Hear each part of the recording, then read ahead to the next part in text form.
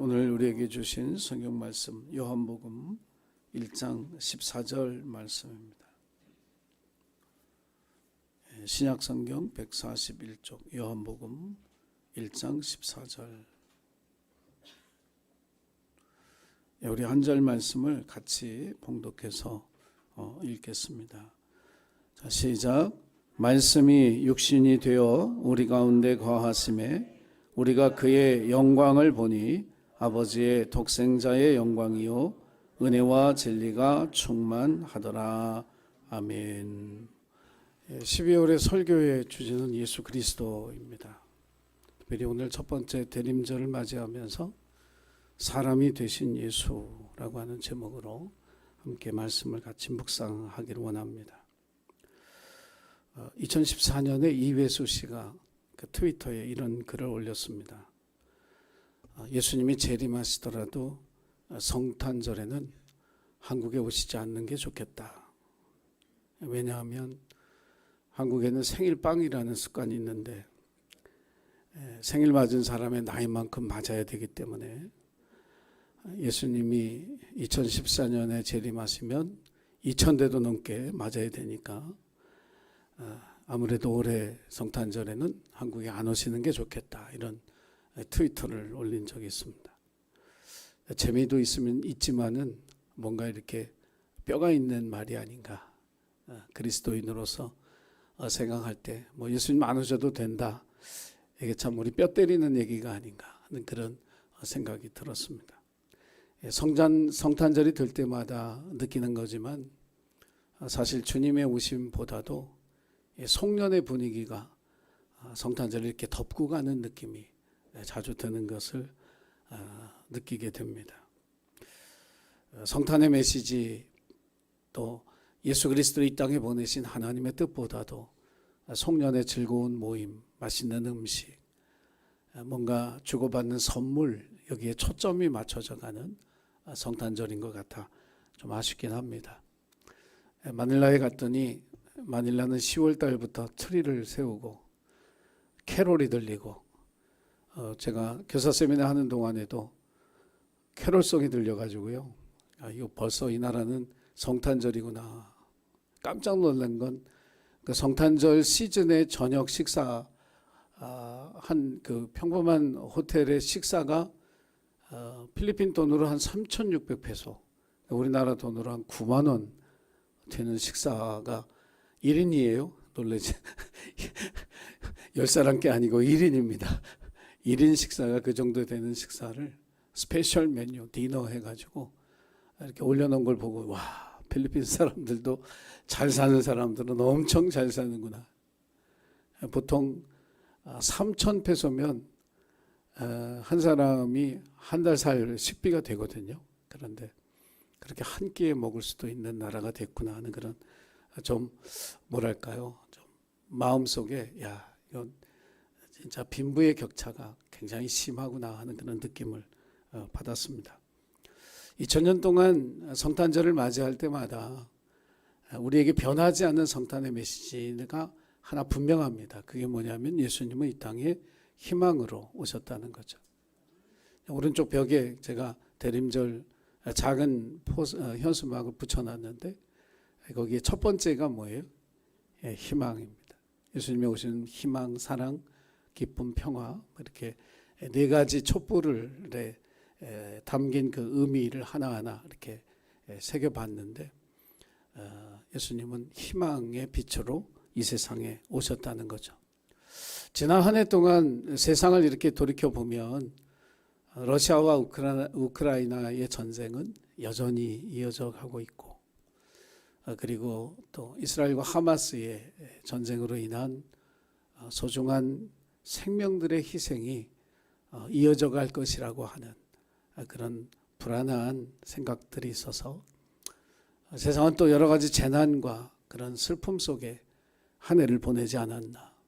희망을 찾기 위해 힘겨운 발걸음을 옮겨놨던 사람들은 희망을 찾지 못한 채 또 2024년을 기대해야 되는 그런 한 해가 아니었나.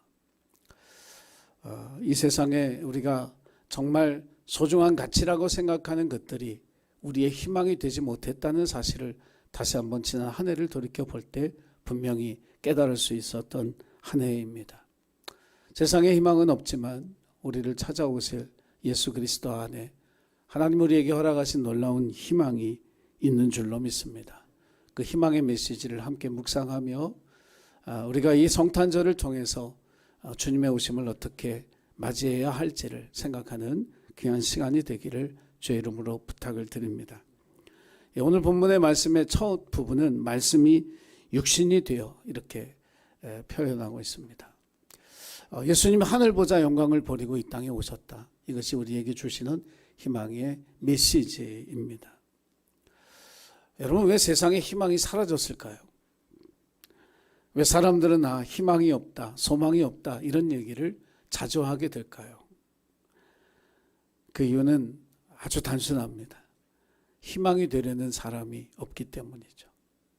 소망이 되어 살겠다라고 생각하는 그런 사람들이 없기 때문에 그렇습니다. 우리가 대한민국 땅에도 5천만이 넘는 사람들이 살고 있지만 나는 정말 누군가의 희망으로 살고 싶다. 나는 누군가의 소망이 되어 살고 싶다. 그런 마음을 가지고 살아가는 사람이 있을까? 희망은 어느 누군가가 우리에게 가져다 주는 것이 아니라 희망이 되기를 원하는 사람이 우리에게 주는 선물이 되어질 수 있습니다. 누가 이 세상에 희망을 주는 사람일까요? 전혀 모르는 사람을 위해서 자기 것을 아낌없이 내어줄 수 있는 사람, 다른 사람을 위해서 간절히 하나님 앞에 무릎 꿇고 기도할 수 있는 사람, 다른 이들의 편안함을 위해서 기꺼이 자신의 불편함을 감수할 수 있는 사람, 다른 이들의 배고픔을 위해서 내 풍성한 식탁을 간소하게 차리는 그런 마음을 가진 사람, 자기 자신을 위해서 세상에선 최선을 다하지만 다른 사람을 위해 손가락 하나 움직이려고 하지 않는 그런 세태를 보면서 우리가 참으로 이기적인 삶을 살고 있구나 하는 생각을 하게 됩니다. 어떤 사람이 교회에 기도하러 들어왔답니다. 근데 저 앞에 어떤 분이 먼저 기도를 시작한 분이 한 분 있었답니다. 늦게 들어온 이분이 뭐라고 기도를 하나 가만히 들어보니까 하나님 아버지 10만 원만 주세요.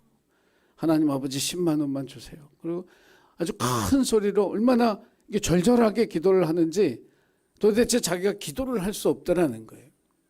그래가지고 앉아가지고 기도를 하려고 그러다가 너무 10만 원만 주세요가 여기 꽂혀서 계속 맴 돌아서 할 수 없이 자기 지갑에서 10만 원짜리 수표를 꺼내가지고 앞으로 걸어가서 그 기도하는 그분 손에 이렇게 싹, 이분 손에 이제 뭐가 이렇게 딱 부딪히니까 이 기도하던 분이 이렇게 눈을 뜨고 보니까 10만 원짜리 수표인 거예요. 얼른 들고 할렐루야 그러고 이제 그분이 나갔다는 거죠. 그랬더니 이분이 이제 조용히 그 자리에 앉아서 기도를 했습니다. 하나님, 이제 제 기도만 들어주시고 제 기도에만 집중해 달라고. 기도하는 신앙인조차도 이기적이다, 이런 태도를 꼬집는 그런 블랙 유머입니다. 독일 사람 요제프 키르슈너라고 하는 사람이 한때 독일과 유럽에서 베스트셀러가 된 책 한 권을 썼습니다. Das Egoisten Training이라고 하는, 영어로 하면 에고이즘 트레이닝입니다. 더 에고이즘 트레이닝. 이걸 이제 한국어로 번역했을 때는 제목을 이기주의자로 살아라, 이런 책으로 번역되기도 했습니다. 그 책의 내용의 핵심은 뭐냐? 모든 사람은 다 이기적이다, 이기주의자다, 이렇게 진단합니다. 그러면서 사람들이 가끔 우리 모두 다 한 배를 탔으니 운명 공동체다, 자신보다 남을 배려해야 된다, 너의 이익이 다른 사람의 이익이다, 남을 도와야 다른 사람의 도움을 받는다, 이런 격언들은 전부 다 허구라는 거예요. 자기의 목적을 성취하기 위해 사용하는 미사여구지 실제의 삶 속에서는 다 이기적이라는 겁니다. 그 책이 참 많은 사람들에게 읽히면서 공감을 받았던 것은 우리가 살아가는 세상 속에서 우리가 만나는 사람들 대부분이 이기적인 관심과 욕심을 가지고 살아가고 있다는 거죠. 그렇기 때문에 세상에 희망을 찾을 수가 없다는 것입니다. 왜 하나님의 아들이 이 땅에 오신 것이 우리에게 희망이 되느냐? 예수 그리스도만이 자기 자신을 위해서 살지 않았던 유일한 분이기 때문에 그렇습니다. 자기가 가지고 있는 모든 것을 아낌없이 내어주신 분이기 때문에 그렇고, 자기가 누릴 수 있는 모든 것을 아낌없이 포기한 분이기 때문에 예수님이 우리의 희망이라고 말씀하는 것입니다. 우리가 살아가는 세상 속에 자기가 가진 것을 포기할 수 있는 이런 사람이 얼마나 있을까? 자기가 누릴 수 있는 권리라면 악착같이 그 권리를 찾아서 누리는 이 세태에 그런 권리를 포기할 수 있는 사람 과연 얼마나 될까? 요한복음 1장 1절에 보면 태초에 말씀이 계시니라 하는 성경 구절이 있습니다. 이 말씀을 바꿔 말하면 태초에 말씀이 아니라 말씀 자리에 예수님이 들어갑니다. 태초에 예수님이 계시니라. 근데 이 요한복음 1장에서 이 예수님을 직접 나사렛 예수 이렇게 넣지 아니하고 헬라 사람들, 그러니까 사도 요한이 목회하던 데가 에베소 교회거든요. 그곳이 이제 헬라 문화권에 속한 그러한 사람들이 살던 곳이었기 때문에 헬라어로 로고스, 말씀이라고 하는 뜻의 로고스라고 예수 그리스도를 거기에 표현을 했어요. 이 로고스가 뭐냐면 히랍 철학, 그러니까 BC 6세기부터 AD 1세기까지 수백 년에 걸쳐서 아주 인간 철학의 어떤 기초를 제공했던 히랍 철학에 있어서 로고스라고 하는 단어는 세상을 움직이는 원리예요. 세상을 움직이는 원리와 같은 신적 존재. 그래서 플라톤 같은 이 철학자는 언젠가 이 로고스가 인간을 찾아올 것이다 이렇게 이야기할 만큼 인격을 부여한 신적 존재로 로고스를 이해한 거예요. 그러니까 이 헬라 사람들이 나사렛 예수 그러면 예수가 누군지 이해를 할 수 없기 때문에 로고스라고 하는 단어로 예수 그리스도를 표현했던 겁니다. 그러니까 히랍 사람들은 로고스가 누군지 몰랐지만 예수님은 또 요한은 그 로고스가 바로 나사렛 예수다라고 선포한 것입니다. 여기에 성탄절의 의미가 있어요. 신이 사람의 몸을 입고 이 땅에 오셨다는 거죠. 이것이 성탄의 의미입니다. 어린이의 단편 소설 가운데 아마 어린 시절에 마지막 입새라고 하는 이 단편 소설을 아마 거의 대부분 읽어보셨으리라 생각을 합니다. 가난한 이 미술가들이 살아가는 이 뒷골목, 잡지에 사파를 그려놓고 이제 겨우겨우 하루하루를 살아가는 두 아가씨가 있었죠. 슈와 조안나라고 하는 이름의 아가씨들이었습니다. 그런데 어느 날 이 조안나라고 하는 아가씨가 폐렴에 걸리게 되고 의사는 그녀가 살 수 없다고, 살 가망이 없다고 진단을 내립니다. 그녀도 자기 자신의 운명을 직감했는지 그 자기 방에서 이렇게 창가 밖으로 보이는 이 담장에 있는 담쟁이 넝쿨을 이렇게 바라보면서 마음에 생각하기를 저 담쟁이 덩굴의 잎사귀가 다 떨어지면 나도 죽을 거다. 이런 생각을 하고 삶의 의욕을 내려놓고 살았습니다. 근데 그 건물 1층에 이 베르만이라고 하는 60이 넘은 한 노인이 살았는데 이분은 평생 화가가 소원이었지만 화가가 되지 못한 채 자기의 인생을 그저 어렵고 힘들게 살아가던 그런 사람이었습니다. 이 노인이 그 조안나의 이야기를 듣게 돼요. 그리고 이제 겨울이 되고 비바람이 불던 날 한밤에 창문을 열고 이 조안나가 마지막 잎새가 언제 떨어지나 그러면 나도 죽겠거니 하며 창밖을 바라보고 있는데 담쟁이 모든 잎사귀가 다 떨어지는데 한 잎사귀는 거기에서 떨어지질 않는 거예요. 그 신기하다. 이런 비바람 속에 어떻게 그 잎사귀가 붙어 있을 수 있을까? 근데 그걸 보면서 이 조안나가 생각을 바꿨습니다. 살아야 되겠다.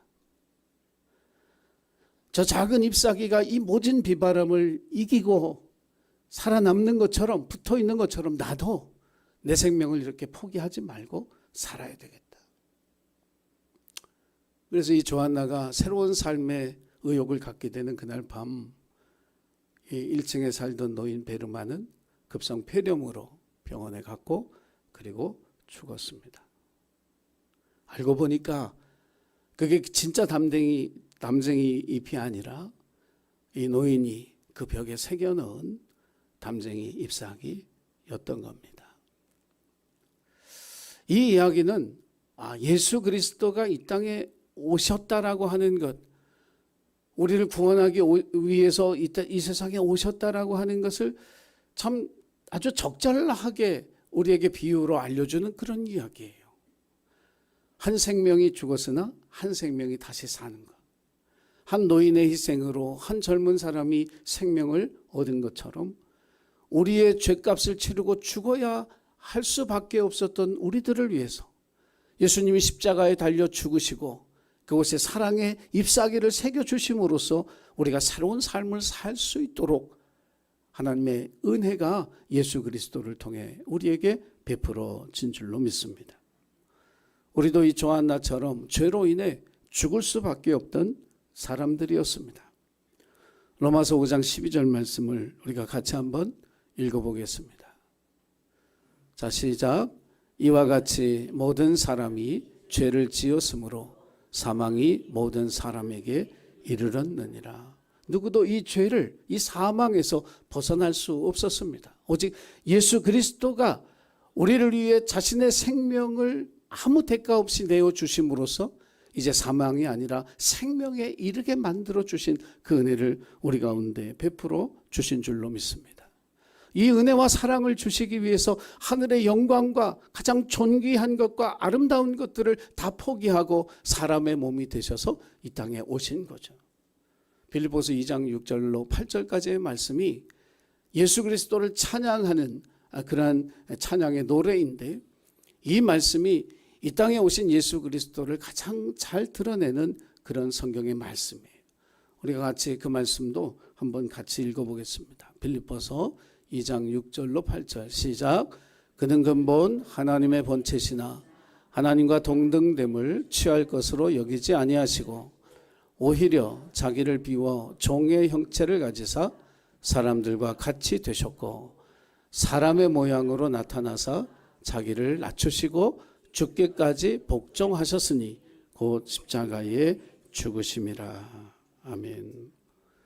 하늘에서 이 땅에 내려왔다는 게 사실 어떤 말로도 실감되어지지 않지만, 우리가 여러분 강남의 몇십억짜리 아파트에 살다가 하루에 10,000원씩 내는 쪽방으로 나왔다, 이렇게 여러분 생각을 해보면 그 삶의 환경과 우리의 불편함으로 느끼는 것들이 얼마나 크겠어요.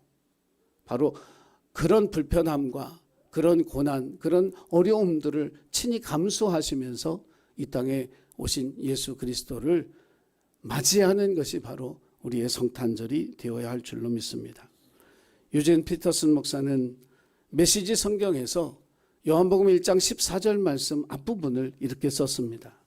그 말씀이 살과 피가 되어 우리가 사는 곳에 오셨다. 이 성탄절을 통해서 낮아짐의 은혜와 사랑을 우리에게 보여주신 예수 그리스도를 통해서 우리도 기꺼이 사람이 되신 예수처럼 우리가 가진 것을 아낌없이 나누고 우리가 누릴 수 있는 것을 과감히 포기함으로써 희망이 되신 예수처럼 살아가는 저와 여러분이 되기를 주의 이름으로 부탁을 드립니다. 그 다음에 오늘 본문의 말씀 속에 우리가 주목해서 보는 말씀이 마지막 부분, 독생자의 영광이요 은혜와 진리가 예수 안에 충만했다는 말씀입니다. 사실 인생을 살아가면서 좋은 본보기가 되는 사람, 롤 모델이 있으면요, 우리 인생이 참 복된 인생이라 저는 그렇게 생각합니다.